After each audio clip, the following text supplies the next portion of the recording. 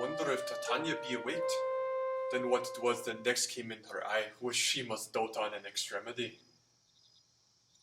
Ah, here comes my messenger. How now, mad spirit? What night rule now about this haunted grove? My mistress with a monster is in love. Near to her close and consecrated bower, while she was in her dull and sleeping hour, a crew of patches, robed mechanicals, that work for bread upon Athenian stalls, were met together to rehearse a play, intended for great Theseus's nuptial day. The shallowest, thick-skinned of that barren sort, who Pyramus presented in their sport, forsook his scene and entered in a break, when I did him at this advantage take. An ass's knoll I fixed it on his head, anon his Thisbe must be answered, and forth my mermaid comes, when they him spy as wild geese that the creeping fowler eye, or russet patted coughs, many in sort, rising and cawing at the gun's report, sever themselves and madly sweep the sky, so at his sight away his fellows fly. And at our stamp here o'er one falls, he murder cries and help from Athens calls. Their sense thus weak, lost, with their fears thus strong, made senseless things begun to do them wrong. For briars and thorns at their apparel snatch, some sleeves, some hats, from yielders all things catch. I led them on in this distracted fear, and left sweet Pyramus translated there. When in that moment, so it came to pass, Titania waked, and straightway loved an ass. This falls out better than I could devise. But hast thou yet matched the Athenian's eyes with the love juice as I did bid thee do? I took him sleeping, that is finished too, and the Athenian woman by his side, so that when he waked, a force she must be eyed. Is that the side? This is the same Athenian. This is the woman, but not this the man. Oh, why rebuke him that loves you so? Lay breast so bitter on your bitter foe. Now I but chide, but I should use thee worse, for thou, I fear, hast given me cause to curse. If thou hast slain Lysander and his sleep, being horseshoes and blood, plunge in the deep and kill me too. The sun was not so true unto the day as he to me. Would he have stolen away from sleeping Hermia? I'll believe as soon that this whole earth may be bored, and that the moon may through its center creep, and so displease her brother's noontide with the Antipodes. It cannot be but thou hast murdered him. So should a murderer look, so dead, so grim. So should the murderer look, and so should I, pierced to the heart with your stern cruelty. Yet you, the murderer, look as bright, as clear, as yonder Venus in her glimmering sphere. What's this to my Lysander? Where is he? Oh, good Demetrius, wilt thou give him me? I had rather give his carcass to my hands. Out, dog! Out, cur! Thou drivest me past the bounds of maiden's patience. Hast thou slain him, then? Henceforth be never numbered among men. Oh, once tell true, even for my sake. Durst thou have looked upon him being awake, and hast thou killed him sleeping? Oh, brave touch! Could not a worm, an adder, do so much? An adder did it, for with doubler tongue than thine, thou serpent, never adder stung. You spend your passion on misprized maid. I am not guilty of Lysander's blood, nor is he dead, for aught I can tell. I pray thee tell me then that he is well. And if I could, what should I get therefore? A privilege never to see me more. And from thy hated presence part I so. See me no more, whether he be dead or no. There is no following her in this fierce vein. Here therefore, a while I will remain. Sorrow's heaviness doth heavier grow. Debt that bankrupt, sleep doth sorrow owe. For now in some slight measure I will pay. If for his tender, here I will make some stay. What hast thou done? Thou hast mistaken quite and laid the love juice on some true love's sight. Of thy mispresent must perforce ensue a true love turned and not a false turned true. Then fatal rules that one man holding troth, a million fail confounding oath on oath. About the wood go swifter than the wind, and Helena of Athens look thou find. I'll fancy sick she is in pale of cheer, with sighs of love that cost the fresh blood dear. By some illusion see thou bring her here. I'll charm his eyes against she do appear. I go, look how I go, swifter than an arrow from the Tartar's bow. Flower of this purple dye, hit with Cupid's archery, sink an apple of his eye, when his love he doth espy. Let her shine as gloriously as the Venus of the sky. When thou wakest if she be by, beg of her for remedy. Captain of our ferry band, Helena is here at hand, and the youth, mistook by me, pleading for a lover's fee. Shall we their fond pageant see? Lord, what fools these mortals be! Stand aside. The noise they make will cause the maidres to awake. Then will two at once woo one? That must needs be sport alone, and those things do best please me that befall preposterously.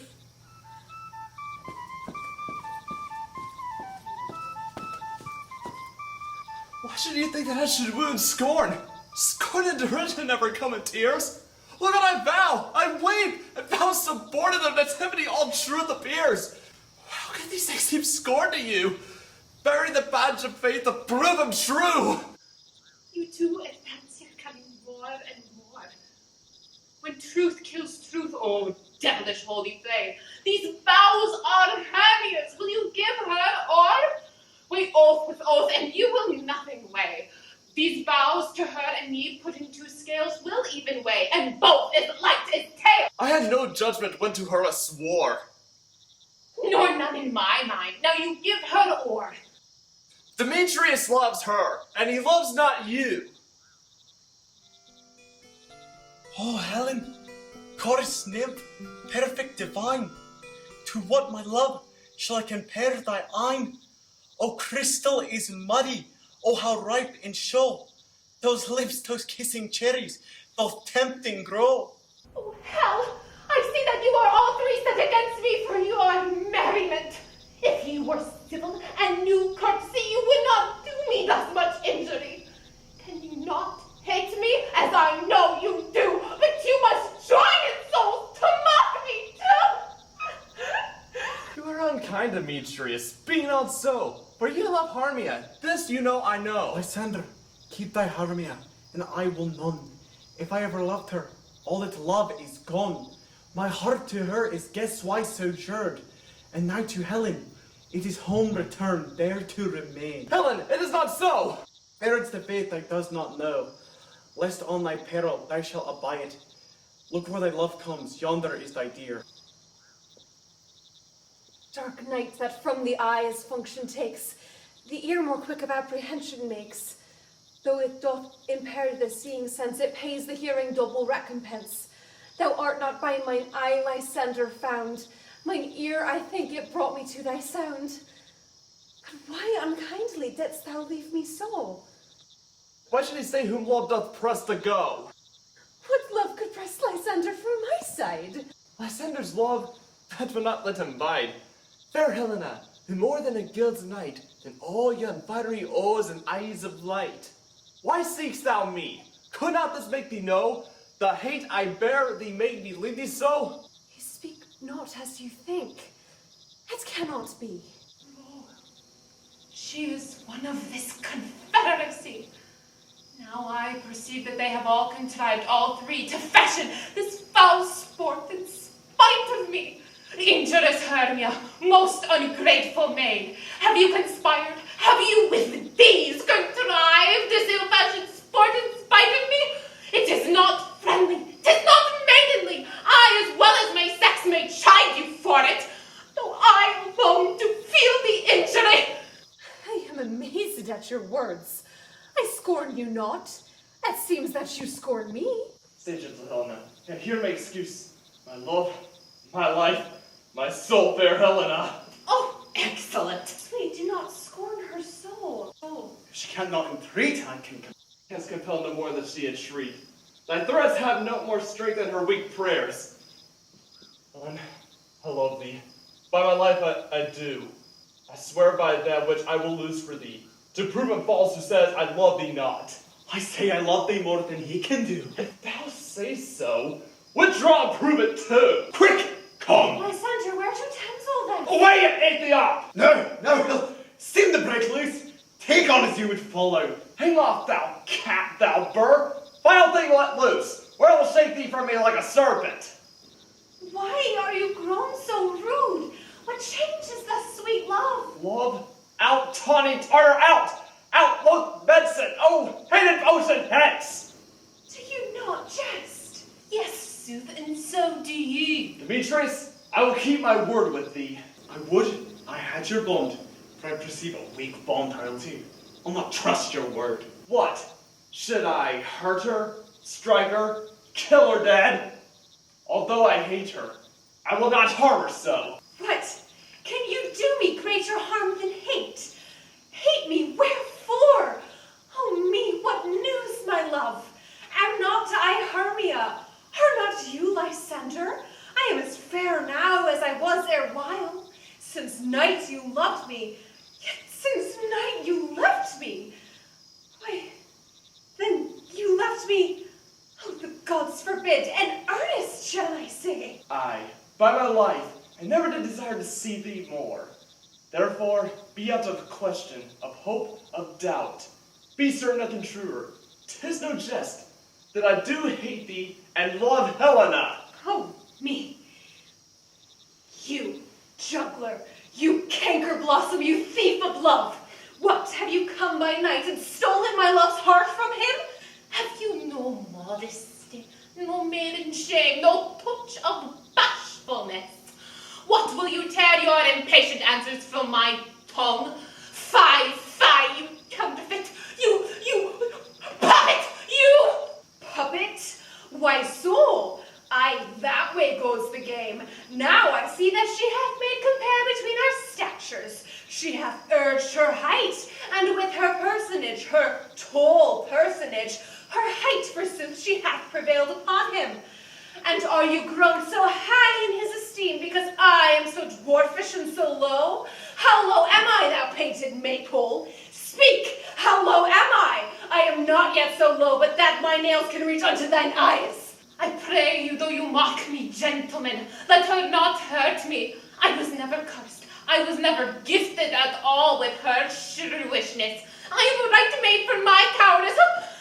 Let her not strike me. You may think, perhaps, because she is something lower than myself, that I may match her. Lower? Hark again. Be not afraid, she shall not harm thee, Helena. No, sir, she shall not.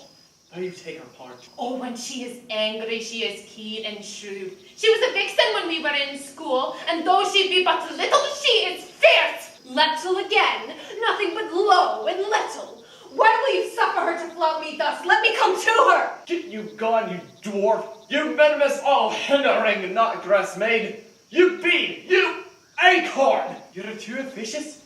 In her behalf you scorn her services. Let her alone. Speak not of Helena. Take not her part. Or, if thou dost intend, never so little show of love to her, thou shalt abide it. Now she holds me not.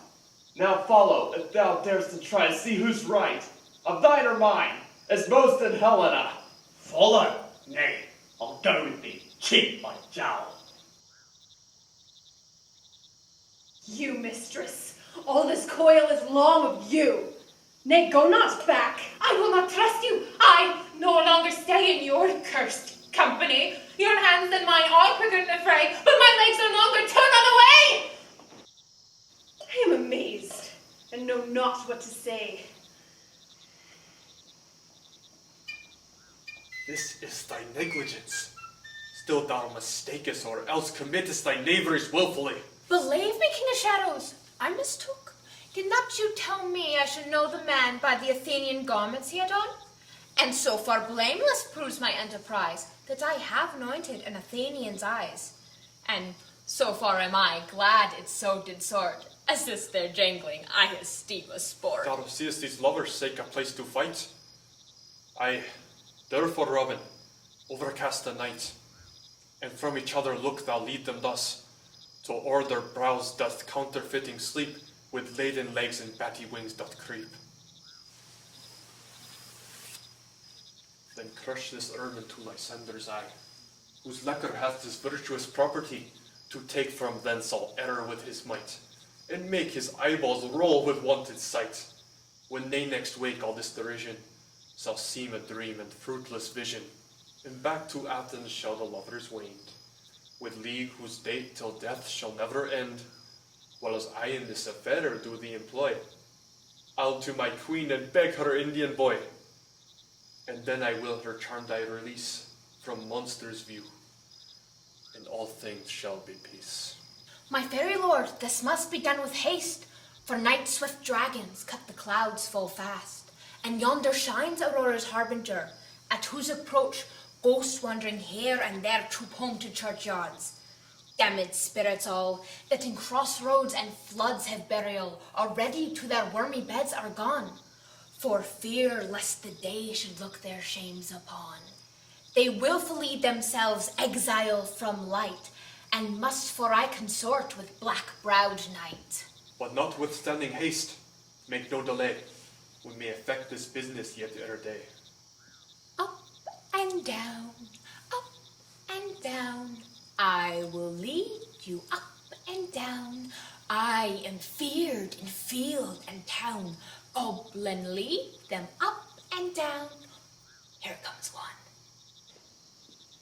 Where art thou, proud Demetrius? Speak thou now! Here, villain, drawn ready. Where art thou? I will be with thee straight. Follow me then to plainer ground. Lysander, speak again. Thou coward, thou runaway, art thou fled? Speak in some bush. Where dost thou hide thy head? Thou coward, art thou bragging to the stars? Telling the bushes thou lookest for wars and wilt not come? Come, recreant, come, thou child. I'll whip thee with a rod. He is defiled that draws a sword on thee. Yea, art thou there? I art here.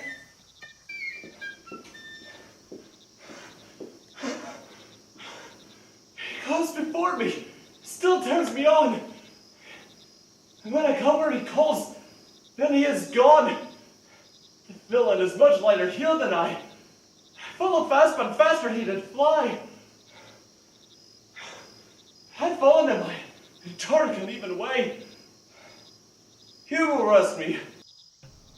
Come now, gentle day, for if but once thou show me that grey light, I'll find Demetrius and revenge the spite.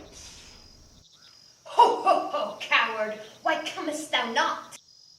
Abide me, if thou starest for well I wot, thou runnest before me, shifting every place. And thou starest not stand nor look me in the face. Where art thou now? Come hither, I am here. Nathan, thou smocks me, thou shalt abide it dear. If I ever thy face thy daylight see, now go thy way, faintness constrained me, to measure out my length on this cold bed. By day's approach, look to be visited.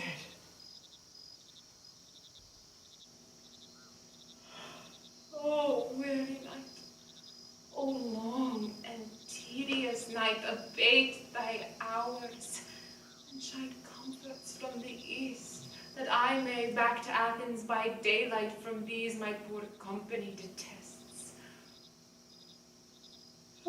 Sleep, that sometimes shuts up sorrow's eyes, steal me a while from my own company. Yet for three? Come one more. Two of both kinds makes up four. Here she comes, cursed and sad. Cupid is a knavish lad, thus to make poor females mad. Never so weary, never so in woe, bedabbled with the dew and torn with briars, I can no further crawl, no further go. My legs can keep no pace with my desires. Here will I rest me till the break of day. Heaven shield Lysander if they meet a fray. On the ground, sleep sound. I'll apply to your eye gentle lover's remedy. When thou wakest, thou takest true delight in the sight of thy former lady. country proverb known, that every man shall have his own, at your waking shall be shown. Jack shall have Jill, naught shall go ill, the man shall have his mare again, and all